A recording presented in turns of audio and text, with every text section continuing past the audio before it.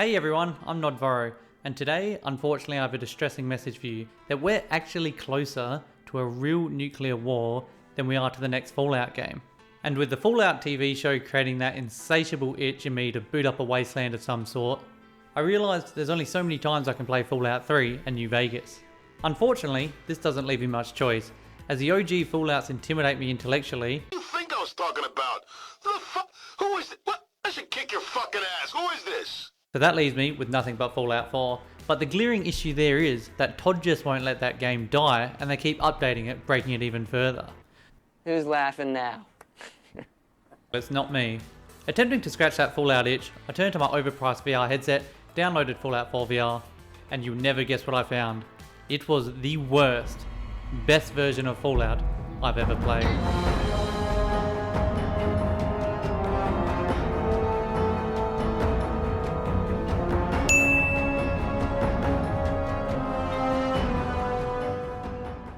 For context, before we jump in, I'm completely tech literate and I didn't even own a PC until last year, and the thought of modding games to this day still intimidates me as I've been a console player my whole life. So when I had to watch hours upon hours of videos on how to install hundreds of mods and then cop abuse from people on Reddit because I didn't know what the hell a Wabberjack was, I began to think, is this worth it? But 16 hours of mod downloads later, lots of pulling my hair out, and multiple calls to the self-help helpline, I finally got Fallout 4 VR up and running in a playable state, and I began having the time of my life.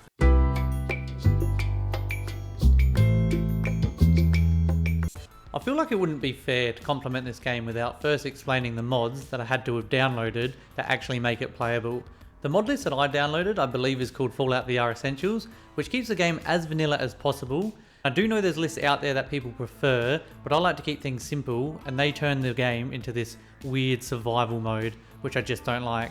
The biggest change to my base game in my mod list was this bullet time mod, which turns VATS, a game of numbers calculated by the Lord himself, into a Matrix bullet time mode, which while it might not be lore friendly, it's cool as shit.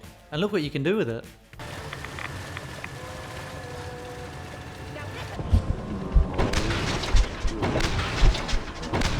To me, there's also these must-have mods that make this game playable, and without them you may as well just give up. The first one is called Frick, which actually gives your character a body, so we can see the armor we equip, and you can actually two-hand weapons with this mod, which adds a whole lot to the immersion of it all. It stops you running around with the heaviest of guns and just shooting one-handed, which makes you look like an action hero, but feels ridiculous.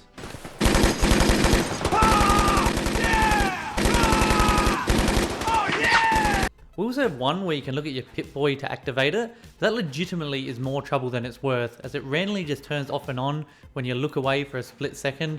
So I just like to use the version where it projects in front of me, even though it is immersion breaking. And because I am a bit tech illiterate, I do have some mods that I don't know how to deactivate. Like instead of radiation storms, I just get met with these air raid sirens that blare in your ear, and you can just see in the distance all these nuclear bombs going off. And the first time I experienced it, walking through Boston, was amazing, but it quickly gets fucking annoying. I'm sure you're asking yourselves now, Nod, are you not just complaining about the game and how nothing really works? And I suppose you're right, but if you want to enjoy Fallout 4 VR for what it is, you have to accept it's a broken mess. But that's where the fun begins.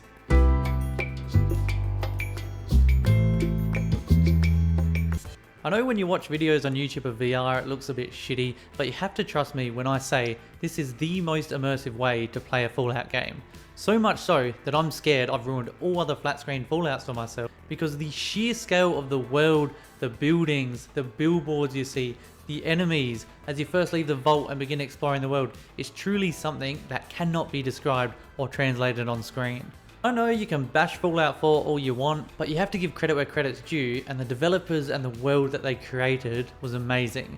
When I first started playing Fallout VR, I recall leaving Sanctuary and trying to beeline my way to Diamond City. It felt different than just holding down my left analog stick and pushing it forward, sprinting in a straight line, and you miss everything. You actually have to explore. Although that is partly because my game is bugged half the time and I don't get any waypoints, but it just makes it better. And I'm not trying to be one of those people that say it's a feature, not a bug. I'm not that guy, but this one actually enhances the experience. Having to pay attention to your surroundings, exploring Boston to find your way. I've played and finished Fallout 4 about 5 times to this point, but living in this world in VR, You see subtle cues you may have missed when you're playing on flat screen as you walk throughout the city. You see signs on the road genuinely all over that just help with world building as they direct you where to go because you'd be lost otherwise. A splash of blood on the floor, warning you the settlement you're approaching has probably been overtaken by raiders, or walking by a meat bag which tenses you up knowing there's a super mutant camp nearby. All of it adds, making you feel that this is actually a scary apocalyptic wasteland. A real highlight to me was slowly creeping around through train stations as you hear ghouls groaning around the corner as they stand up nearby, and it just keeps you on edge. Or the sound of Deathclaw's roar in the distance that brings you back to the fear you felt the first time you stumbled into Quarry Junction. It's amazing. The sheer immersion of Fallout 4 VR is unprecedented, and I lost hours of my day just creeping through the wasteland at night with nothing but a flashlight to guide me and the glistening shimmer of Diamond City in the distance. It's truly spectacular. So if immersion and feeling like you live in a post-apocalyptic wasteland is all you're after, come to the Australian Outback. But if you can't do that, I truly believe if you have the means to, you should download Fallout 4 immediately, as it will scratch that itch. And it's not just the immersion that you can love from this broken package, there is more than that.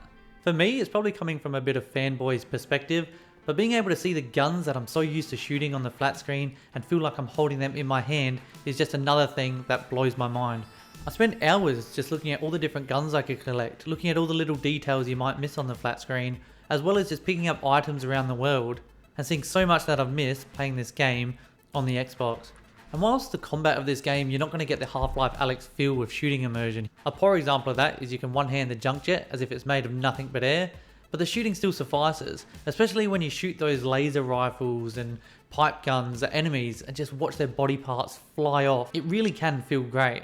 I did try also to make a melee build work because I always like attempting to go through Fallout 4 as a baseball bat wielding sicko, but unfortunately that does feel disgusting as you just stand in your living room awkwardly, flailing your arm around aimlessly with a weightless baseball bat. I'm sure you've noticed as well in the gameplay that the enemies are going down pretty easily, and that's merely from me turning the difficulty down all the way to very easy. And the reason I did this is because A, the game would crash whenever I would die, and B, I'm not that confident in VR just yet, especially on games designed for the flat screen to run around, duck, cover, without feeling like I'm going to fly through my house window. So I found it better to just be a Terminator style tank and take people out as I go and just really lap up the immersion of the world. So you can mock me for playing on very easy, sue me, I don't care.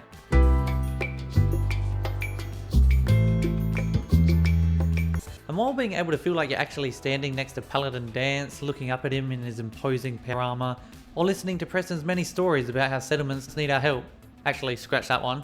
What I'm trying to say is being in this world, feeling immersed, is one of the best experiences for gaming, but there is also a lot of bad, so you have to prep yourself if you do load this up. For example, I bet you've noticed how most of this gameplay is very early on, right? Well, unfortunately my game keeps crashing as I try to get into Kellogg's house, and I can't quite figure that out yet, but it has been a blast getting up until this point. I'm absolutely 100% committed to making it work because I cannot wait till I get to the part where I see the Pridwin fly across the Commonwealth as the Brotherhood enter Boston. Unfortunately as well, the crashes are just one of many bugs on Fallout VR.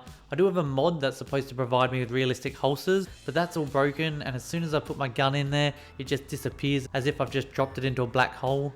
And it's pretty funny when it happens, but every now and then my character randomly pulls a med out of thin air and I'll just be stuck holding this ginormous jet inhaler or whatever the drug is until the game decides to make it disappear.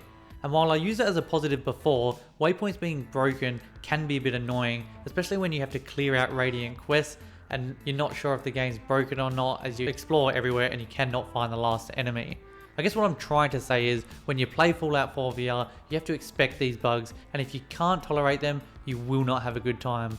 But if you do want an experience you'll never forget, whether it be for the immersion or the 24 hours of motion sickness after you take the helmet off, sell your organs so you can afford a setup and hop into Fallout VR, the worst, best version of Fallout you'll ever play.